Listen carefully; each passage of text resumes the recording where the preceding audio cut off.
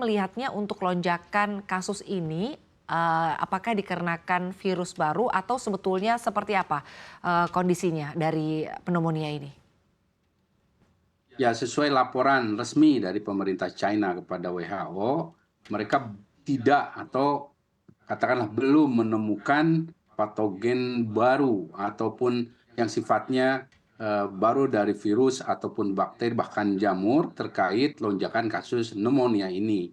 Tapi malahan sudah dikonfirmasi di beberapa klaster yang mereka periksa. Klaster itu kan kita tahu ada misalnya ada kasus grup-grup kasus infeksi ya, mungkin satu RT deh atau satu beberapa perumahan, itu semuanya mereka menemukan baik itu penyebabnya bakteri seperti Mycoplasma misalnya, ataupun virus, baik itu influenza ataupun adenovirus, bahkan termasuk COVID itu sendiri ya. Ini yang mereka sudah laporkan pada WHO.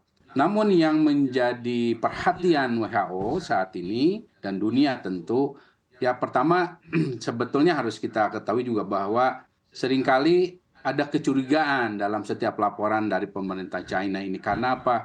Karena belajar dari dua kasus, yaitu baik itu SARS dulu maupun COVID awal ya, yang memang agak ada keterlambatan atau ada kesan yang seperti ditutup-tutupi. Ini yang sebetulnya membuat ya dunia ini masih menunggu apa benar enggak gitu. Tapi kalau kita asumsikan kita bisa percaya, dan saya sebetulnya juga melihat cenderung ya kita bisa percaya ini ya sejauh ini, kecuali pada beberapa klaster misalnya ditemukan hal yang baru, itu lain lain hal ya. Nah, jadi intinya ini adalah satu kejadian wabah, dan untuk diketahui pneumonia outbreak ataupun wabah seperti ini bukan hal baru. Di China itu tiap 7 tahun siklusnya.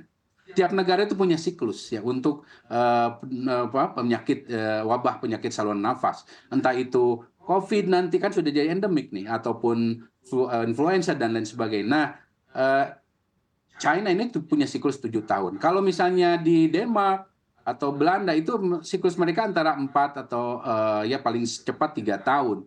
Nah, dalam tahun ini semua terkesan bersamaan beberapa negara. Nah, sebagai peneliti global security, saya juga mencermati bahwa ini tidak lepas dari dampak pandemi. Jadi ketika pandemi terjadi, ini ada supresi ya dalam bentuk orang lockdown ya, anak-anak ini juga di rumah saja, bahkan banyak dari mereka tidak mendapatkan vaksinasi umum ya, ada apa itu vaksinasi DPT dan lain sebagainya. Ini yang pada gilirannya infeksi-infeksi yang banyak saluran nafas tadi itu saat ini muncul karena dalam teori epidemiologi kita punya kelompok masyarakat yang rawan yang cukup besar ya terhadap beragam penyakit saluran nafas. Nah, ini yang akhirnya menimbulkan kasus seperti ini, dan artinya ujungnya dalam konteks Indonesia ya kita juga bisa begitu. Ya kebetulan ada Bu Nadia. Jadi bukan berarti kalau di kita ditemukan ini dari China ya enggak Baik. juga. Ini semua negara begitu. Baik, terima kasih Pak Diki. Bu Nadia menanggapi apa yang tadi disampaikan oleh Pak Diki, bahwa setiap negara memang memiliki siklus-siklus tertentu terhadap penyakit-penyakit tertentu. Sebut saja misalnya di China siklusnya di setiap 7 tahun, artinya ini adalah bukan hal yang baru atau bukan hal yang biasa. Dan juga kita lihat pneumonia ini juga terjadi di Belanda dengan siklus yang berbeda seperti di China. Langkah-langkah kita Bu, artinya dari Kementerian Kesehatan dan juga dari Indonesia sendiri, langkah antisipatif apa yang perlu diwaspadai apabila nanti kemudian begitu ya pneumonia ini juga bisa saja kan terjadi di Indonesia Bu. Bagaimana Ibu melihat ini? Iya, jadi kalau kita lihat ya seperti disampaikan Pak Diki ya, memang pada negara-negara tertentu itu ada siklus-siklus influenza ya. Kalau kita lihat mulai dari flu burung, kemudian COVID-19 itu kan pada negara Cina, Hong Kong ya awalnya.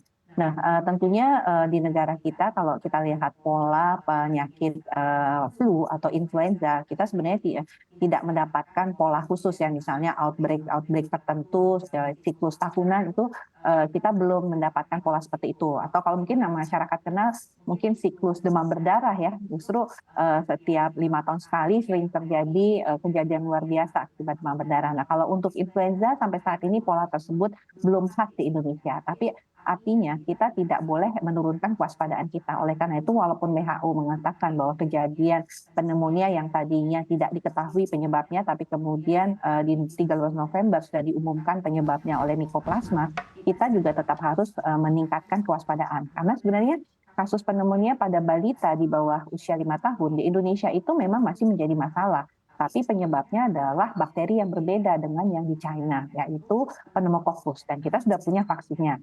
Nah, yang menjadi masalah di Cina itu adalah kasus pneumonia Mycoplasma ini cepat sekali menular, sehingga banyak sekali anak-anak sakit, bahkan juga sebagian orang dewasa. Dan kalau kita lihat kan memang seperti terjadi peningkatan orang yang datang ke fasilitas pelayanan kesehatan. Nah, karena penularannya yang terjadi di Cina, walaupun localized dan menimbulkan kejadian luar biasa, itu yang harus kita waspadai bagaimana kemudian kita mendeteksi dengan cepat supaya tidak terjadi peningkatan kasus yang kemudian akan menjadi menambah beban di fasilitas pelayanan kesehatan.